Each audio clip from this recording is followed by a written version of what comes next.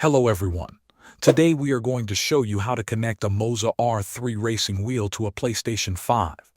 To make this connection work, you will need a Brook Raz 1 Ushin 2 converter. This device allows your PS5 to recognize the Moza R3 as a licensed wheel. The first step is to update the converter's firmware.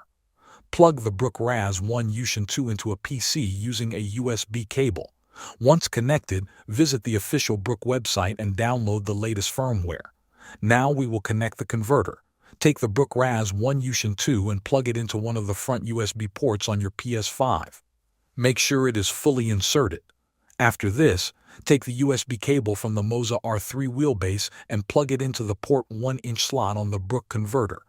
Double check that the connection is secure to avoid any issues during gameplay. The next step is to configure the mode. Use the buttons on the Brook converter to ensure it is set to PS5 mode. This is necessary for the PS5 to recognize the wheel correctly. Finally, press the Start or PS button on your Moza steering wheel. This will complete the connection process and the PS5 should now detect your wheel as a licensed controller. Thanks for watching.